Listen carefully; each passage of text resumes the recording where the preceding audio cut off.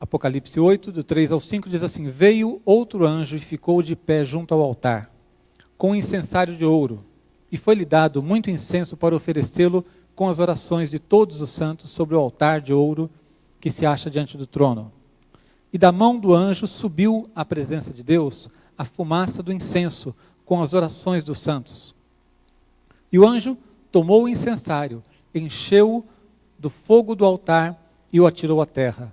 E houve trovões, vozes, relâmpagos e terremoto. Amém?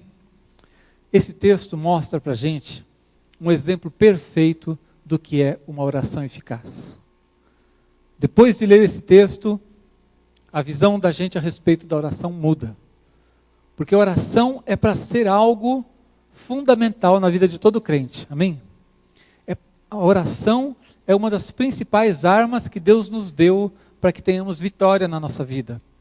E muitas pessoas têm uma visão errada da oração. Têm uma visão pequena, uma visão limitada do significado da oração. Esse texto, ele nos mostra o que é uma oração eficaz. O cumprimento desse texto ainda está no futuro.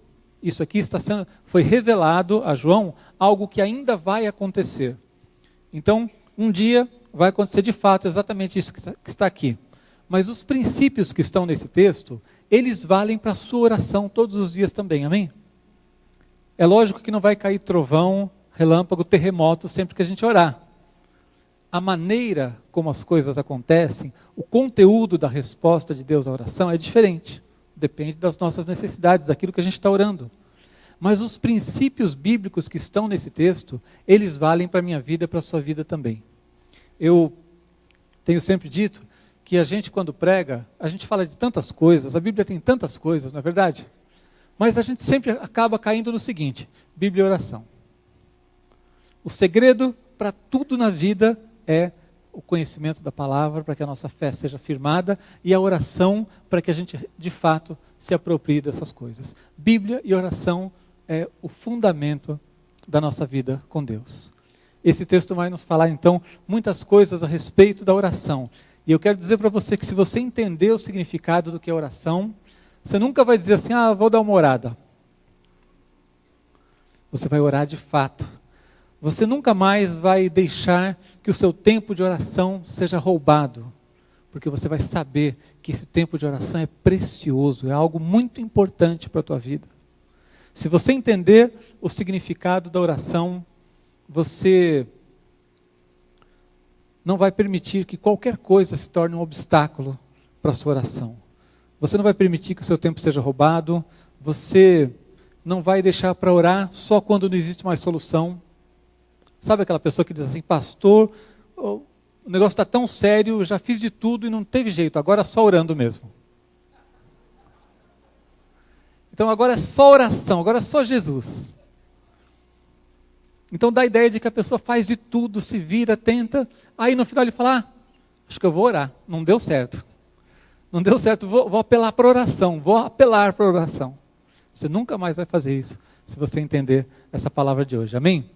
Então eu quero trazer para você, nesse texto, alguns ensinos, são simples, mas muito ricos, muito profundos para a sua vida, e o principal é que não se trata de uma historinha. Isso aqui é algo que vai de fato acontecer. Não é uma ilustração a respeito do que é oração. Ele mostra exatamente no reino espiritual o que acontece quando a gente ora. Amém? Então, vamos dar uma olhada nas lições desse texto. Em primeiro lugar, o texto nos mostra que a oração leva as necessidades do homem ao céu. Quer repetir comigo? A oração leva as necessidades do homem ao céu. Oração, gente, faz com que as nossas fraquezas, as nossas misérias, nossas limitações, nossa choradeira chegue diante de Deus. Oração é um meio de toda a fraqueza, a miséria, os problemas, limitações que a gente tem serem levadas diante da presença de Deus. Você não imagina o que Deus ouve todos os dias. Você não imagina o que Ele ouviu hoje. Quanta choradeira, quanta reclamação, quanto problema, quanta dificuldade, quanta limitação. É exatamente isso.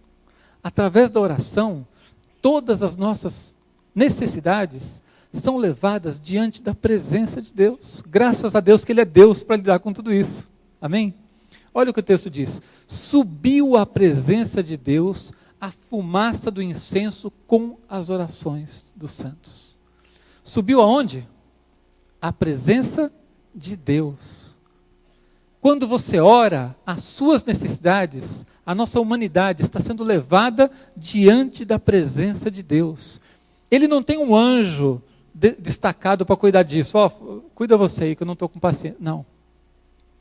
Não existe um caminho burocrático que pode fazer com que a sua oração se perca no meio do caminho. Ela chega na presença de Deus.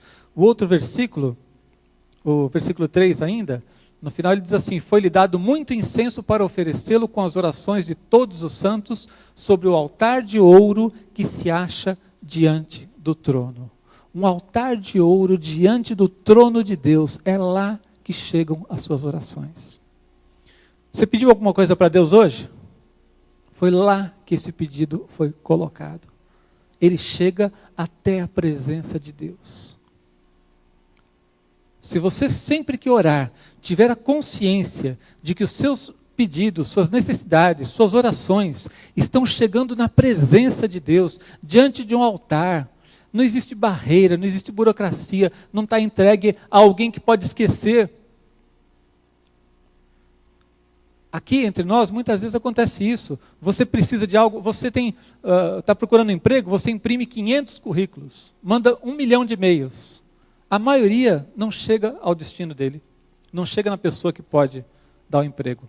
A pessoa guarda na bolsa, o outro recebe o e-mail, dá uma olhada e deixa para lá. A maioria nem chega no destino que deveria para que alguém pudesse conseguir aquele emprego para você. Recado, olha, para mim, se você quiser dar um recado para minha esposa, nunca fale comigo.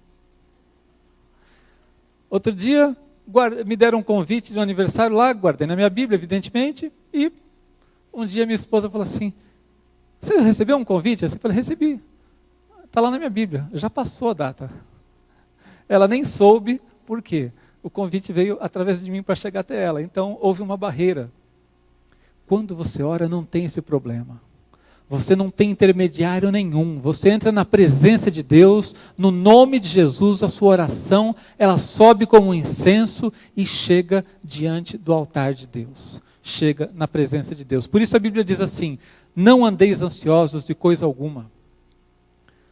Em tudo, porém, sejam conhecidas diante de Deus as vossas petições pela oração e pela súplica com ações de graças. Diz que as nossas petições são conhecidas diante de Deus. É lógico que Deus é soberano, Ele é onisciente, Ele conhece todas as coisas, mas quando você ora, Ele ouve.